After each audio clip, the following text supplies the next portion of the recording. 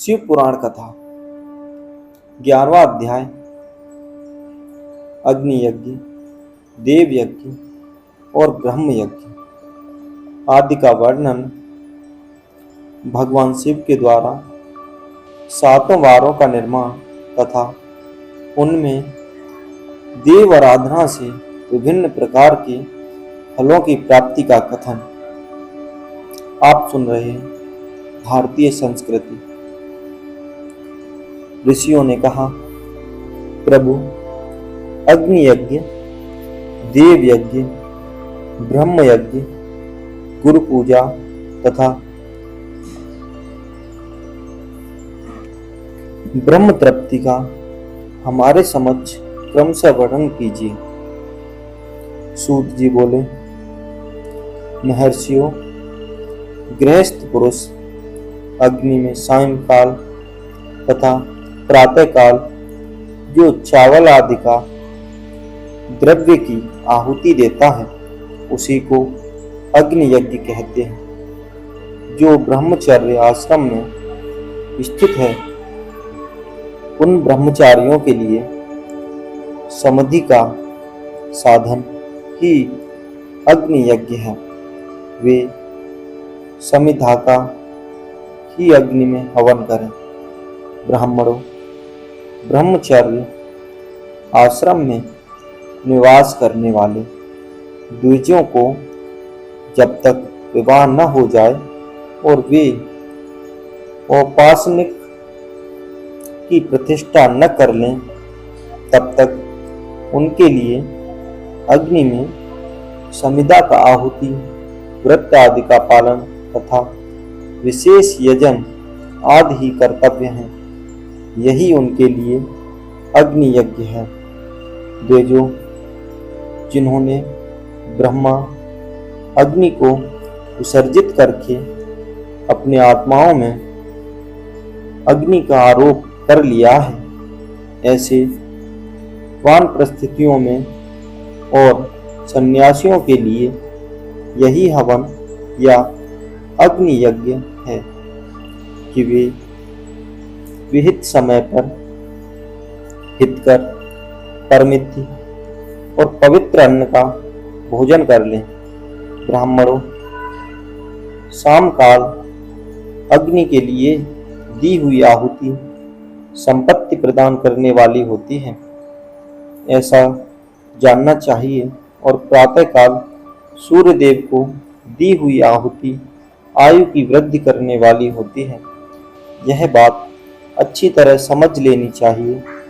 दिन में अग्निदेव सूर्य में ही प्रविष्ट हो जाते हैं, अतः प्रातः काल सूर्य को दी हुई आहुति भी अग्नि यज्ञ के ही अंतर्गत है। इस प्रकार यह अग्नि यज्ञ का वर्णन किया गया है। इंद्र आदि समस्त देवताओं के उद्देश्य से अग्नि में जो आहुति दी जाती है उसे देव यज्ञ समझना चाहिए। स्थालीपाक आदि यज्ञों को देव यज्ञ ही मानना चाहिए। लौकिक अग्नि में प्रतिष्ठित जो चूड़ाकरण आदि संस्कार निमित्त हवन कर्म है, उन्हें भी देव यज्ञ के ही अंतर्गत जानना चाहिए। अब ब्रह्म यज्ञ का प्रसंग सुनो। द्विजों को चाहिए कि वह देवताओं की तृप्ति के लिए निरंतर ब्रह्म यज्ञ करे। वेदों का जो नित्य अध्ययन या स्वाध्याय होता है उसी को ब्रह्म यज्ञ कहा गया है। प्रातः नित्य कर्म के अंतर्गत शाम काल तक ब्रह्म यज्ञ किया जा सकता है। उसके बाद रात में इसका विधान नहीं है। अग्नि के बिना देव यज्ञ कैसे संपन्न होता है, इसे तुम लोग श्रद्धा और आदर पूर्वक सुनो। सृष्टि के आरंभ में सर्वज्ञ दयालु और सर्वसमर्थ महादेव जी ने समस्त लोगों के उपकार के लिए वारों की कल्पना की। वे भगवान शिव संसार रूपी रोगों को दूर करने के लिए वैद्य हैं, सबके ज्ञाता तथा समस्त औषधों के भी औषध हैं। उन भगवान ने पहले अपने वार की कल्पना की जो आरोग्य प्रदान करने वाला है। तत्पश्चात अपनी माया शक्ति का वार बनाया जो संपत्ति प्रदान करने वाला है। जन्म काल में दुर्गतिग्रस्त बालक की रक्षा के लिए उन्होंने कुमार के वार की कल्पना की।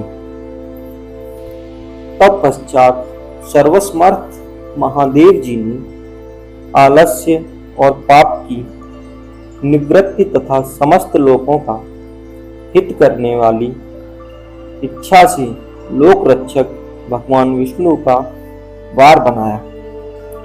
इसके बाद सबके स्वामी भगवान शिव ने पुष्टि और रक्षा के लिए आयुकर्ता त्रिलोक स्त्रिष्ठा परमेष्ठी ब्रह्मा का आयुष्कारक वार बनाया, जिससे संपूर्ण जगत के आयुष्य की सिद्धि हो सके। इसके बाद तीनों लोकों की वृद्धि के लिए पहले पुण्य पाप की रचना हो जाने पर उनके करने वाले लोगों को शुभाशुभ फल देने के लिए भगवान शिव ने इंद्र और यम के वारों का निर्माण किया।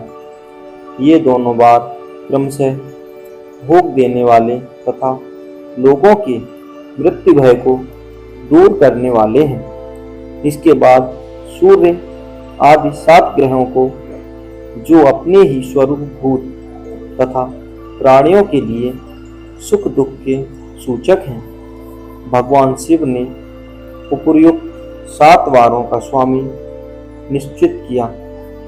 वे सब के सब ग्रह नक्षत्रों के ज्योतिर्मय मंडल में प्रतिष्ठित हैं।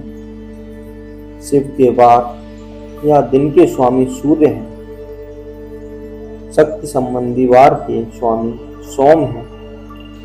कुमार संबंधी दिन के अधिपति मंगल हैं। विष्णुवार के स्वामी बुध हैं। ब्रह्मा जी के वार के अधिपति बृहस्पति हैं। इंद्रवार के स्वामी शुक्र और यमवार के स्वामी शनिश्चर हैं। अपने अपने वार में की हुई उन देवताओं की पूजा उनके अपने अपने फल को देने वाली होती है। सूर्य आरोग्य की और चंद्रमा संपत्ति के दाता हैं। मंगल व्याधियों का निर्माण करते हैं। बुध पुष्टि देते हैं। बृहस्पति आयु की वृद्धि करते हैं। शुक्र भोग देते हैं और शनिश्चर मृत्यु का निवारण करते हैं। ये 7 वारों के क्रमशः फल बताए गए हैं जो उन देवताओं की प्रीति से प्राप्त होते हैं। अन्य देवताओं की भी पूजा का फल देने वाले भगवान शिव ही हैं। देवताओं की प्रसन्नता के लिए पूजा की 5 प्रकार की ही पद्धति बनाई गई है। उन देवताओं के मंत्रों का जप यह पहला प्रकार है। उनके लिए हवन करना दूसरा, दान करना तीसरा तथा तप करना चौथा प्रकार है। किसी वेदी पर, प्रतिमा में, अग्नि में अथवा ब्राह्मण के शरीर में आराध्य देवता की भावना करके 16 उपचारों से उनकी पूजा या आराधना करना पांचवा प्रकार है। इनमें पूजा के उत्तरोत्तर आधार श्रेष्ठ हैं। पूर्व के अभाव में उत्तरोत्तर आधार का अवलंबन करना चाहिए। दोनों नेत्रों तथा मस्तक के रोगों में और कुष्ठ रोग की शांति के लिए भगवान सूर्य की पूजा करके ब्राह्मणों को भोजन कराएं। तदंतर एक दिन, एक मास, एक वर्ष अथवा 3 वर्ष तक लगातार ऐसा साधन करना चाहिए। इससे यदि प्रबल प्रारब्ध का निर्माण हो जाए तो रोग एवं जरा आदि रोगों का नाश हो जाता है। इष्ट देव के नाम मंत्रों का जप आदि साधन वाद आदि के अनुसार फल देते हैं। रविवार को सूर्य देव के लिए, अन्य देवताओं के लिए तथा ब्राह्मणों के लिए विशिष्ट वस्तु अर्पित करें। यह साधन विशिष्ट फल देने वाला होता है तथा इसके द्वारा विशेष रूप से पापों की शांति होती है। सोमवार को विद्वान पुरुष संपत्ति की प्राप्ति के लिए लक्ष्मी आदि पूजा करें तथा संपत्ति ब्राह्मणों को धृत पक्व अन्न का भोजन कराएं। मंगलवार को रोगों की शांति के लिए काली आदि की पूजा करें तथा उड़द, मूंग एवं अरहर की दाल आदि से युक्त अन्न ब्राह्मणों को भोजन कराएं। बुधवार को विद्वान पुरुष दधि युक्त अन्न से भगवान विष्णु का पूजन करें। ऐसा करने से सदा पुत्र, मित्र और कलत्र आदि की पुष्टि होती है। जो दीर्घायु होने की इच्छा रखता है वह गुरुवार को देवताओं की पुष्टि के लिए वस्त्र, यज्ञोपवीत तथा धृत मिश्रित खीर से यज्ञ पूजन करे।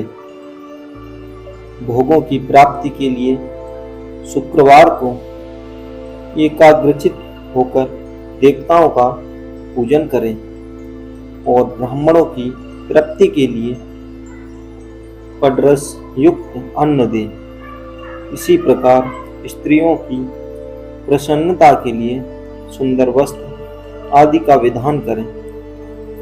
शनैश्चर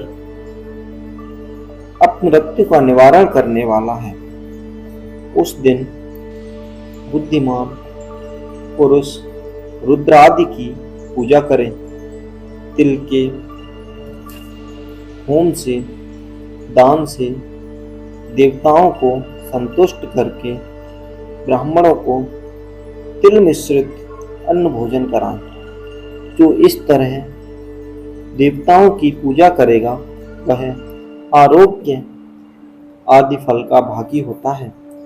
देवताओं के नित्य पूजन, विशेष पूजन, स्नान, दान, जप, हवन तथा ब्राह्मण तर्पण आदि में एवं रवि आदि वारों में विशेष तिथि और नक्षत्रों का योग प्राप्त होने पर विभिन्न देवताओं के पूजन में सर्वज्ञ जगदीश्वर भगवान शिव ही उन देवताओं के रूप में पूजित हों।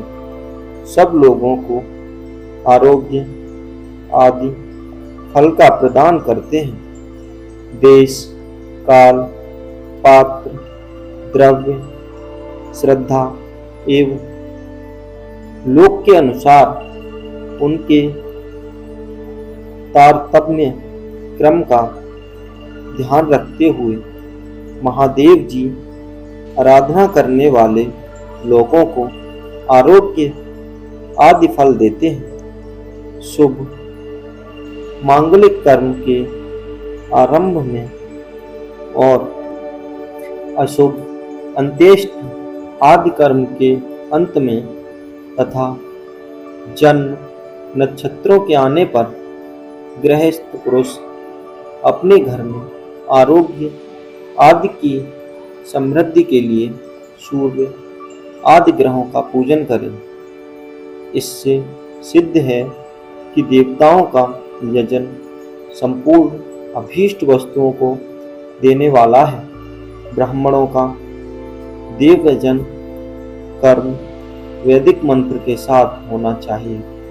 यहाँ ब्राह्मण शब्द क्षत्रिय और वैश्य का भी उपक्षण है। शूद्र आदि दूसरों का देव यज्ञ तांत्रिक विधि से होना चाहिए। शुभ फल की इच्छा रखने वाले मनुष्यों को सातों ही दिन अपनी शक्ति के अनुसार सदा देव पूजन करना चाहिए। निर्धन मनुष्य तपस्या व्रत आदि के कष्ट सहन द्वारा और धनी धन के द्वारा देवताओं की आराधना करें। वह बार बार श्रद्धा पूर्वक इस तरह के धर्म का अनुष्ठान करता है और बारंबार पुण्य लोक में नाना प्रकार के फल भोग कर पुनः इस पृथ्वी पर जन्म ग्रहण करता है। धनवान पुरुष सदा भोग सिद्धि के लिए मार्ग में वृक्षादि लगाकर लोगों के लिए छाया की व्यवस्था करे। जलाशय कुआं बावली और पोखरें बनवाए। वेद शास्त्रों की प्रतिष्ठा के लिए पाठशाला का निर्माण करे तथा अन्यान्य प्रकार से भी धर्म का संग्रह करता है। धनी को यह सब कार्य सदा ही करते रहना चाहिए। समय अनुसार पुण्य कर्मों के परिपाक से अंतःकरण शुद्ध होने पर ज्ञान की सिद्धि हो जाती है। द्विजों, जो इस अध्याय को सुनता है, पढ़ता अथवा सुनने की व्यवस्था करता है, उसे देव यज्ञ का फल प्राप्त होता है। देश काल पात्र और दान आदि का विचार। ऋषियों ने कहा, समस्त पदार्थों के ज्ञाताओं में श्रेष्ठ सूत जी, अब आप क्रम से देश काल आदि का वर्णन कीजिए। सूत जी बोले, महर्षियों, देव यज्ञ आदि कर्मों में अपना शुद्ध ग्रह समान फल देने वाला होता है, अर्थात अपने घर में किए हुए देव यज्ञ आदि शास्त्रों का फल को समान मात्रा में देने वाला होता है। गौशाला का स्थान घर की अपेक्षा 10 गुना फल देता है। जलाशय का तट उससे भी 10 गुना महत्व रखता है तथा जहाँ बेल तुलसी एवं पीपल वृक्ष का मूल निकट होता हो, वह स्थान जलाशय के तट से भी 10 गुना फल देने वाला होता है। देवालय को उससे भी 10 गुने महत्व का स्थान जानना चाहिए। देवालय से भी 10 गुना महत्व रखता है। तीर्थ भूमि का तट उससे 10 गुना श्रेष्ठ है। नदी का किनारा उससे 10 गुना उत्कृष्ट है। तीर्थ नदी का तट और उससे भी 10 गुना महत्व रखता है। सप्तगंगा नामक नदियों का तीर्थ गंगा, गोदावरी, कावेरी, ताम्रपर्णी, सिंधु, सरयू और नर्मदा, इन 7 नदियों को सप्तगंगा कहा गया है। समुद्र के तट का स्थान इनसे भी 10 गुना पवित्र माना गया है और पर्वत के शिखर का प्रदेश समुद्र तट से भी 10 गुना पावन है। सबसे अधिक महत्व का वह स्थान जानना चाहिए जहाँ मन लग जाए। यहाँ तक देश का वर्णन और अब काल का तारतम्य बताया जाता है। सतयुग में यज्ञ, दान आदि कर्म पूर्ण फल देने वाले होते हैं, ऐसा जानना चाहिए। त्रेता युग में उसका 3/4 फल मिलता है। द्वापर में सदा आधे ही फल की प्राप्ति कही गई है। कलयुग में 1/4 ही फल की प्राप्ति समझनी चाहिए और आधा कलयुग बीतने पर उस चौथाई फल में से भी 1/4 कम हो जाता है। शुद्ध अतः करण वाले पुरुष को शुद्ध एवं पवित्र दिन समफल देने वाला होता है। विद्वान ब्राह्मणों सूर्य संक्रांति के दिन किया हुआ सत्कर्म पूर्वक शुद्ध दिन की अपेक्षा 10 गुना फल देने वाला होता है। यह जानना चाहिए उससे भी 10 गुना महत्व उस कर्म का है जो ऋषयुग नामक योग में किया जाता है। दक्षिणाएं आरंभ होने के दिन अर्थात कर्क की संक्रांति में किए हुए पुण्य कर्म का महत्व विश्व से भी 10 गुना माना गया है। उससे भी 10 गुना मकर संक्रांति में और उससे भी 10 गुना चंद्र ग्रहण में किए हुए पुण्य का महत्व है। सूर्य ग्रहण का समय सबसे उत्तम है। उसमें किए गए पुण्य कर्म का फल चंद्र ग्रहण भी अधिक और पूर्णमा होता है। इस बात को विज्ञ पुरुष जानते हैं। जगत रूपी सूर्य का राहु रूपी विश्व से संयोग होता है, इसलिए सूर्य ग्रहण का समय रोग प्रदान करने वाला है। अतः उस विषय की शांति के लिए उस समय स्नान, दान और जप करें। वह काल विष की शांति के लिए उपयोगी होने के कारण पुण्यप्रद माना गया है। जन्म नक्षत्र के दिन तथा वृत्ति की पूर्ति के दिन का समय सूर्य ग्रहण के समान ही समझा जाता है, परंतु महापुरुषों के सत्संग काल करोड़ों सूर्य ग्रहण के समान पावन है। ऐसा ज्ञानी पुरुष जानते और मानते हैं। तनोनिष्ठ योगी और ज्ञाननिष्ठ यति के पूजा के पात्र हैं, क्योंकि ये पापों के नाश में कारण होते हैं। जिनसे 24 लाख गायत्री का जप कर लिया हो, वह ब्राह्मण भी पूजा का उत्तम पात्र है। वह संपूर्ण फलों और भोगों को देने में समर्थ है। जो पतन से त्राणकर्ता अर्थात नरक में गिरने से बचाता है, उसके लिए इसी गुण के कारण शास्त्र में पात्र शब्द का प्रयोग होता है। वह दाता का पात्र से त्राण करने के कारण पात्र कहलाता है। गायत्री अपने गायक का पतन त्राण करती है, इसीलिए वह गायत्री कहलाती है। जैसे इस लोक में जो धनहीन है वह दूसरों को धन नहीं देता, जो यहाँ धनवान है वही दूसरों को धन दे सकता है। उसी तरह जो स्वयं शुद्ध हो और पवित्र आत्मा है, वही दूसरे मनुष्यों का त्राण या उद्धार कर सकता है। जो गायत्री मंत्र का जप करके शुद्ध हो गया है, वही शुद्ध ब्राह्मण कहलाता है। इसलिए दान, जप, हवन और पूजा सभी कर्मों के लिए वही शुद्ध पात्र है।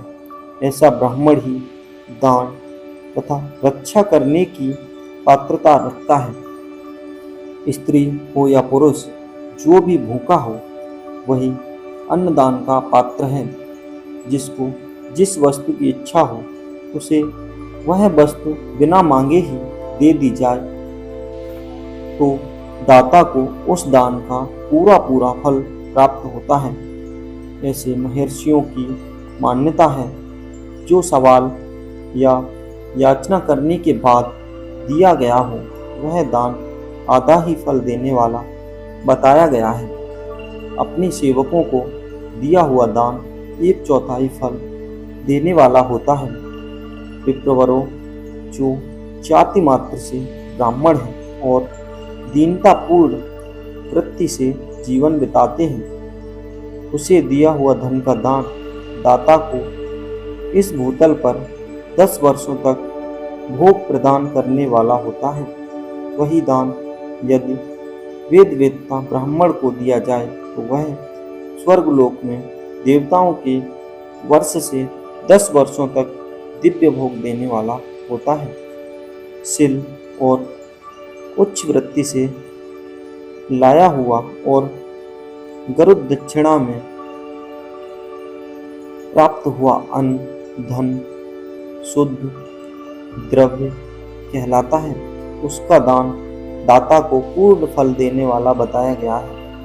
क्षत्रियों का शौर्य से कमाया हुआ, वैश्यों का व्यापार से और शूद्रों का सेवा वृत्ति से प्राप्त किया हुआ धन भी उत्तम द्रव्य कहलाता है। धर्म की इच्छा रखने वाली स्त्रियों को जो धन पिता एवं पति से मिला हुआ हो उनके लिए वह उत्तम द्रव्य है।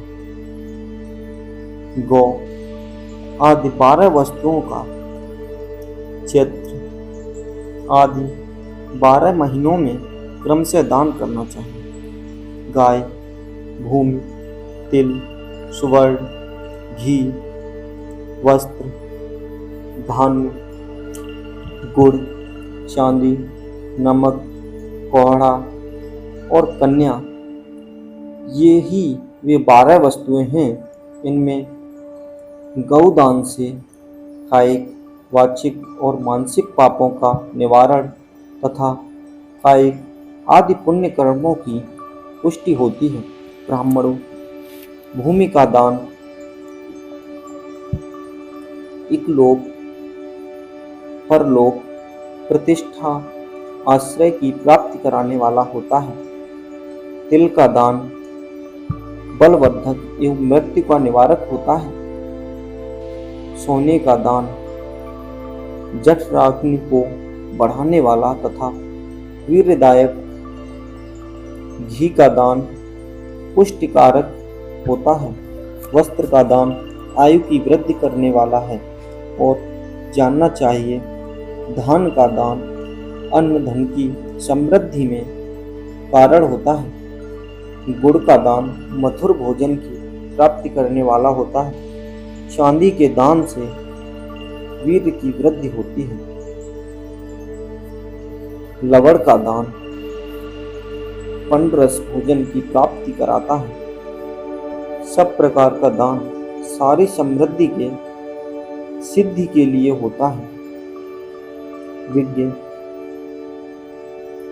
पुरुष कुष्मांड के दान को पुष्टिदायक मानते हैं। कन्या का दान आजीवन भोग देने वाला कहा गया है। ब्राह्मणों, वह लोक और परलोक में भी संपूर्ण भोगों की प्राप्ति करने वाला है।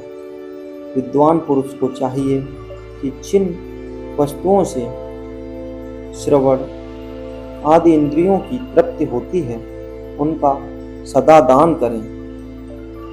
श्रोत्र आदि 10 इंद्रियों के जो शब्द आदि 10 विषय हैं उनका दान किया जाए तो वे भोगों की प्राप्ति कराते हैं तथा दिशा आदि इंद्रिय देवताओं को संतुष्ट करते हैं। वेद और शास्त्रों को गुरुमुख से ग्रहण करके गुरु के उपदेश से अथवा स्वयं ही बोध प्राप्त करने के पश्चात जो बुद्धि का यह निश्चय होता है कि कर्मों का फल अवश्य मिलता है, इसी को उच्च कोटि की आस्तिकता कहते हैं। भाई बंधु अथवा राजा के भय से जो आस्तिकता बुद्धि या श्रद्धा होती है वह कनिष्ठ श्रेणी की आस्तिकता है, जो सर्वथा दरिद्र है।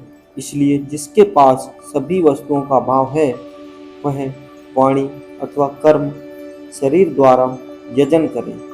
मंत्र स्तोत्र और जप आदि के वाणी द्वारा किया गया यजन समझना चाहिए तथा तीर्थ यात्रा और व्रत आदि को विद्वान पुरुष शारीरिक यजन मानते हैं। जिस किसी भी उपाय से थोड़ा हो या बहुत देवतार्पण बुद्धि से जो कुछ भी दिया अथवा किया जाए वह दान या सत्कर्म भोगों की प्राप्ति करने में समर्थ होता है।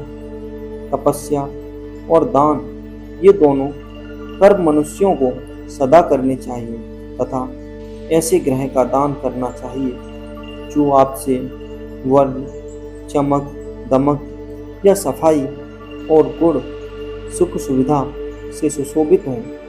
बुद्धिमान पुरुष देवताओं की तृप्ति के लिए जो कुछ देते हैं वह अतिशय मात्र में और सब प्रकार के भोग प्रदान करने वाला होता है। उस दान से विद्वान पुरुष इस लोक में और परलोक में उत्तम जन्म और सदा सुलभ होने वाला भोग पाता है। ईश्वर पूर्ण बुद्धि से यज्ञ दान आदि कर्म करके मनुष्य मोक्ष फल का भागी होता है। अर्थात खेत कट जाने या बाजार उठ जाने पर वहां बिखरे हुए अन्न की एक एक कण को चुनना और उससे जीविका चलाना उच्च वृत्ति है तथा खेत की फसल कट जाने पर वहां पड़ी गेहूं आदि की बालें बीनना सिला कहा गया है और उससे जीविका चलाना सिला वृत्ति है। श्रवण देवता दिशाएं नेत्र के सूर्य नासिका के अश्विनी कुमार रसनेन्द्र के वरुण त्वगेंद्र के वायु वागेंद्र के अग्नि लिंग के प्रजापति गुदा के मित्र हाथों के इंद्र और पैरों के देवता विष्णु हैं। इसी के साथ यह अध्याय समाप्त होता है। आपने यह कथा भारतीय संस्कृति के माध्यम से सुनी है। इसके आगे की कथा सुनने के लिए आप हमारे चैनल भारतीय संस्कृति को सब्सक्राइब कीजिए और ज़्यादा से ज़्यादा बढ़ावा दीजिए ताकि हम आपके लिए ऐसे ही भक्तिपूर्वक कथाएं लाते रहूं। हर हर महादेव।